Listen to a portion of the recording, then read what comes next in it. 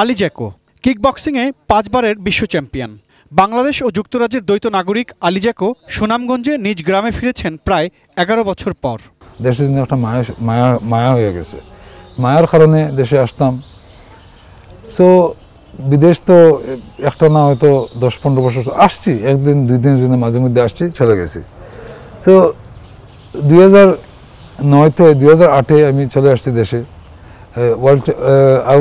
আমি first world championship 1996-এ জিতছি, আপ টু 2002 পর্যন্ত। তো ওই সময় নানান ব্যস্ত খেলাধুলা নিয়ে বা ব্যবসা বাণিজ্য নিয়ে। তো 2009-8 আমি ইচ্ছা করলাম যে এগুলো দিয়ে কী করবো এখন। আমার দুবাইতে 2টা অ্যাপার্টমেন্ট ছিল, ওই সময় কিনছিলাম ডেভেলপমেন্টের সময় ইনভেস্টমেন্ট, তাহলে ওগুলো বিক্রি করে দিছি যে না দুবাই কেন করবো, আমার বাংলাদেশে করবো, বুঝছেন আপনি। তো এই জন্য দেশে বাড়িঘর করছি, এগুলো করছি দেশে একটা, যাতে আমার ছেলেমেয়েরা আসে, আমার বাগনা বাগনি বাতিজা বাতিজি সবাই দেশে আসে যায়। দেখেন আমার খবর শুনে আমি দেশে আসছি, এখন আমার বাতিজিও আসতেছে। সে একটা কুকুরের বাচ্চা, বিলের বাচ্চা, একটা গাই, those kind of, we love animals. So this is, এর জন্য আপনি খাজি করেন, বুঝছেন। So I want them to learn Bangladesh, no Bangladesh. Anyway 10 বছর পরে আসার কারণ হইল 2008-9 থেকে ওই এমপি মানিক আমার উপরে খেপে গেল, যেন মনে করলো যেন আমি এখানে যেদিন একটা প্রোগ্রামে যাই 10-12 হাজার লোক চলে আসে আমাকে দেখার জন্য, আমার কথা শোনার জন্য। বিগত 1 দশকে নানাভাবে হয়রানির শিকার এই ক্রীড়াবিদের অভিযোগ, ছাতকের বাসিন্দা যুক্তরাজ্য প্রবাসী আব্দুল দয়াসের কারণে তার বৃদ্ধ মাও হয়েছেন মিথ্যা মামলার আসামি। এই কারণে politics is not for me. ইংল্যান্ডে আমি পলিটিক্স করি না, বাংলাদেশও করি না, বিকজ আপনি পলিটিক্স করতে হলে একজনের বিপক্ষে যেতে হবে। আমি এটা করি কেন একজনের বিরুদ্ধে যাবো, একজনের পক্ষে যাবো। So this is my ground ultimately. So MP Manik খেফিয়া বিভিন্ন মামলা টামলা জড়াই ফেললো, দয়াস সাহেব ওর সাথে পক্ষ ধরে, দয়াস, তারপরে আপনার বক্সিং ফেডারেশনের কদ্দুস, ওরা 3-4টা মিলিয়া আমার উপরে প্রায় 20-25টা মিথ্যা মামলা টামলা দিয়ে, এই পল্টন থানার ওসি একটা মুর্শেদ, সে আমার মাকে মার রাখছে। আমার যে 15 লক্ষ টাকা নিছে মামলা শেষ করার জন্য, বিকজ আমি তো I had no choice brother, I had to pay him. মামলা শেষ করে না 3 দিন পরে আপনার এটা চার্জশিট হয়ে গেছে আমার বিপক্ষে। আলটিমেটলি এইগুলা ঝামেলা দেখলাম যে 6-7টা বছর আমার চলে গেছে এই ঝামেলা গাইতে গাইতে। এই বললাম না, এই যে জায়গা নিয়ে ঝামেলা, এটা 22টা পরিবার, গরিব পরিবার, ওরার কাছ থেকে আমি কোনো বেনিফিটও পাইতেছি না। ওরা আমাকে বলছে 14 বিঘা জমি দেবে। 14 বিঘা জমির একটা ডকুমেন্ট আছে, এই ডকুমেন্ট কিন্তু ডকুমেন্টে লেখা আছে যে এই জায়গাটা আমি সামাজিক কাজে লাগাবো, আমার অর্থ সম্পদ বানানোর জন্য এটা আমি করবো না। So people can say whatever they want, I got physical document, because আমার একটা আকল হয়ে গেছে। আর তারপরে ওরা নিহাত গরিব, অপোজিট পার্টির যারা আছে ওরা প্রচুর ধনী সবাই, বাট আলটিমেটলি এটা সামাজিকভাবে সবাই কিন্তু জায়গা দখল ছাড়িয়ে দিছে, যেহেতু হাইকোর্ট সুপ্রিম কোর্টের অর্ডার। গ্রামে একটা পরিবেশ আছে। 2 বছর আমি এখানে দান হয়েছে, আপনার ফিল্ডের কাজ করছে, আপনি তো নিজেই দেখলেন। ওরা যদি আমাকে দখল দিত না তাহলে ওইটা কি আমি করতে পারি এত কাজ? 6-7 মাস 1 বছর কাজ হয়েছে।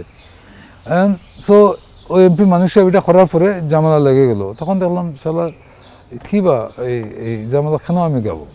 আর ইচ্ছা করলেও আমি দেশে আসতে পারতাম 10 বছর, বিগত 10 বছর আমি আসি নাই, 10-11 বছর আসি নাই, বা দেখলাম আসলে ওই ঝগড়া করতে হবে। আমি বললাম এটা না করেই বেস্ট হবে, এর কারণে আমি আসি নাই। বাট আলটিমেটলি কারণে এই আপনার অনুপস্থিতি, মানে আপনি যখন ইন পারসন এখানে আসেন না, তারপরেও কি আপনাকে হয়রানি করার জন্য মামলা দেওয়া হয়? না, ওগুলা সবগুলা ম্যানেজ করেই আমি গেছি, সবগুলা ম্যানেজ করে আমি গেছি। যেহেতু একটা উইন্ডো পাইছি, opportunity, I thought okay final go, I don't back up from a fight. একটা ফাইট থেকে আমি পিছিয়ে আটবো না। আই ম্যানেজ ওর কেস সবগুলা সবাই আমি চলে গেছি।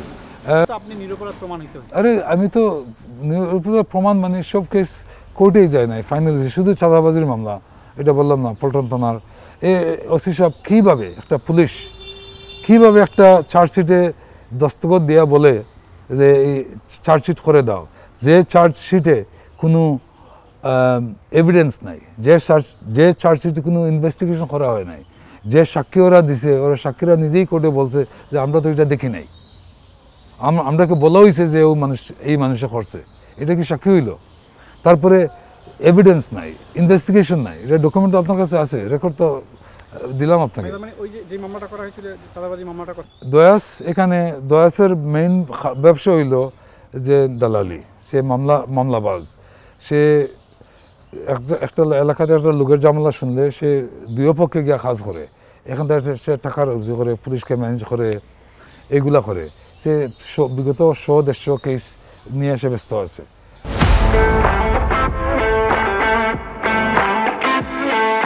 প্রবাসী দয়াত সম্পর্কে জানা যায়, স্বৈরাচার আওয়ামী লীগ সরকারের সময় দুর্নীতি দমন কমিশন, পুলিশ এবং প্রশাসনের বিভিন্ন শীর্ষ কর্মকর্তাদের সঙ্গে ছিল তার ঘনিষ্ঠতা। আর সে সুযোগে মিথ্যা মামলা আর তদবিরের সাম্রাজ্য গড়ে তোলেন তিনি। এমনকি দুদক চেয়ারম্যানের নামে ঘুষ গ্রহণের অভিযোগ থাকলেও সেই সময় তার বিরুদ্ধে দুদক কোনো ব্যবস্থা নেয়নি। এ নিয়ে অনুসন্ধানী প্রতিবেদন প্রচার করে এটিএন নিউজ। যুক্তরাজ্য প্রবাসী এক ব্যক্তি একদিন আছে না একটা কথা, সো এই দয়াসেরই সেই অবস্থা, সে অনেক অত্যাচার অবিচার করছে। এখন দেখেন এতদিন সে আওয়ামী লীগ করছে, এখন সে বিএনপি হয়ে গেছে। তার একটা পোস্টে সে লেখছে আওয়ামী লীগের সবাইকে ফাঁসি দেন, পোস্টে দিছিল আর কি, তার ফেসবুকে এটা আবার উঠায় ফেলছে, বাট এটার এভিডেন্স আমার কাছে আছে। সে প্রথমে নূর মোহাম্মদ আইজিপিকে ব্যবহার করে এটা করছে, উনি জানেন না এটা। উনি জানার পরে উনি ওর সাথে লাইন কাট অফ করে দিছে, যতটুকু আমি জানি। এই ইকবাল মাহমুদ ভাই একজন, যতটুকু আমি জানি একজন ভালো লোক, সেও জানে না যে দয়াস তার নাম বিক্রি করে এগুলো করতেছে। আর আপনার কাছে তো এভিডেন্স আছে, সেইটাই করতেছে। এই এলাকার সবাইকে এইটাই দেওয়ার দর দামক দেখাইতেছে। এসপিকে ফোন করাইবে, ওসিকে ফোন করাইবে উপরের সিনিয়রের কাছ থেকে। যেমন 10-15 বছর আগে যারা জুনিয়র ছিল তত্ত্বাবধায়ক সরকারের সময় আইজির সাথে তার সম্পর্ক, নূর মোহাম্মদের সাথে, যারা জুনিয়র ছিল এরা সিনিয়র হয়ে গেছে, তাকে এখনও ওই এইটা করে। ওগুলো আমি পারি না ব্রাদার, এইটাই। আরে ব্রাদার দেখেন, সে একজন বিদেশি লোক, তাই একটা ট্যালেন্টেড মানুষ। এই ট্যালেন্টটা ভালো কাজে ব্যবহার করলে হয়তো ভালো একটা কাজ করতে পারতো। সে তার এলাকায় গ্রামের মানুষ ওকে পিটাইছে, তার লাগার গ্রামের মানুষ ওকে পিটাইছে। এই জওয়াবাজার সবাই মিল্লা এই গণদুলাই দিছে ওকে। এইটা মামলার কাগজ আপনাকে আমি দিছি, এভিডেন্স দেখেন। সে যে মামলা দিছে, এত খারাপ মামলা দিছে আর কি, আপনার মহিলা এই জাজ ছিল, সে হাস্যা দিছে। অনেক ছাত্র এখনো করতেছে। এখন আমার কথা হইলে ওই সময় সে করতেছে আওয়ামী লীগের সময়, এখন আওয়ামী লীগ গভর্নমেন্ট নাই, সেই এগুলো কীভাবে করে? আর এই যে পল্টন থানার ওসি, সে ওই সময় দুর্নীতি করছে, তার বসুন্ধরা বাসা, সে এত কোটি কোটি টাকার মালিক কীভাবে হলো? তারপরে সে বিগত সময়ে এত অন্যায় করে পার পাওয়া দয়াস এখনো টিকে আছেন বহাল তবিয়তে। সময়ে বদলে ফেলেছেন নিজেকে। কিন্তু ধরেন এই যে দয়াসের মতো লোকজন আবার এখন বিএনপির নাম ভাঙায় চলতেছে, এটা থেকে সাবধান হওয়ার জন্য কিছু বলেন, যে দয়াসের মতো লোক তো আবার বিএনপিতে ঢুকতেছে। দেখেন, দয়াসের মতো লোককে বিএনপিতে তো জায়গা দেওয়া উচিত না, বা কোনো গভর্নমেন্টে জায়গা দেওয়া উচিত না। আর এগুলা শুধু আমার মুখের কথা না, আপনারা যাচাই করে দেখেন, ইনভেস্টিগেশন করে দেখেন সত্য মিথ্যা। এই ধরনের বাণিজ্য বন্ধ হইতে হবে, বন্ধ হইতে হবে। ইয়েস, কিছু করাপশন থাকবে, বাট লিমিটেড ওয়ে, বুঝছেন? এই আমার মতো লোককে যদি এইভাবে হেরানি করা হয়, তা আমি 10 বছরের মধ্যে দেশে আসি নাই, আমি বিমানের টিকিট কাটি নাই, বিমানের টিকিট থেকে তো দেশের খেতে হইতেছে। তারপরে এখানে আসলে একটা ড্রাইভারকে তো আমি টাকা দেবো, একটা দোকানে গিয়ে আমি চা খাবো, জাস্ট দ্য মাইনিট থিংস, সো আমার মতো অনেকরা আছে। আর আমার পরিবারে আমার 4 ভাই 2 বোন, আমরা বাগনা বাতিজা বাগনিন, আমার ছেলে সব মিলে আমরা 30-35টা বাচ্চা, বুঝলেন আপনি, পরিবারে ওরাও আসতো। সো অনেক কিছু আছে, এগুলো তো আসলে আমরা সিলেট মেজরিটি ডেভেলপমেন্ট এই ফরেন ফান্ডস থেকে হয়, ফরেন রেমিটেন্স থেকে হয়। এগুলো তো আসলে উচিত দেখা। আর দয়াসের মতো লোককে এই জায়গা দেওয়া উচিত না। আব্দুল দয়াস যে উনি একজন মামলার জন্য সাইকো, উনার এটা একটা নেশা, যে উনার বিপক্ষে যেও যাবে উনার উপরেই একটা মামলা দিবেন, অজ্ঞাতনা মামলা দিবেন, বিভিন্ন থানায় দিবেন, এভাবে উনি হয়রানি করেন। সামাজিক যোগাযোগ মাধ্যমে লাইক শেয়ার দিয়েও অনেকে হয়েছেন মামলার আসামি। ফাইট কইরা এই মামলাটা খারিজ হয়েছে। উনি যে মামলাগুলো করান, উনার বাতিজা আছে, তার নাম হইল মুজাক্কির। মুজাক্কির দিয়া উনি আমার বিরুদ্ধে ছাতকেই 5টা মামলা করেছেন, তারপরে এয়ারপোর্টে করেছেন একটা, আর এখন ওই যে 5ই আগস্টের পরে যাত্রাবাড়ি থানায় আমার বিরুদ্ধে হত্যা মামলা একটা দায়ের করেছেন এবং ফেসবুকে ঘোষণা দিয়ে। আর উনার সমস্যা হইল গিয়া যে উনি বড় বড় অন্যায় করেন মানুষের সাথে। আমাদের গণিপুরে একজন হাই স্কুলের শিক্ষক আছেন, উনারে মিথ্যা মামলায় জেল খাটাইছেন। উনার চাচাতো ভাই শাহেদ খান লন্ডনী, উনারও মিথ্যা মামলায় জেল খাটাইছেন। তারপরে পিটাবই গ্রামের 4 জন বয়োবৃদ্ধ বিশেষ সালিশ ব্যক্তিত্ব, উনাদেরকেও জেল খাটাইছেন। মাঝে মধ্যেই দেশে আসেন দয়াস। অতিষ্ঠ ছাতকের স্থানীয় বাসিন্দারা তার নির্যাতনের প্রতিবাদে বিক্ষোভ মিছিল করেছে। দিগম্বর করে তাকে পিটুনিও দিয়েছে সাধারণ মানুষ। এরপরও তার অপকর্ম না থামায় অভিযোগ দেওয়া হয়েছে স্বরাষ্ট্র উপদেষ্টা, আইজিপি এবং দুদক বরাবর।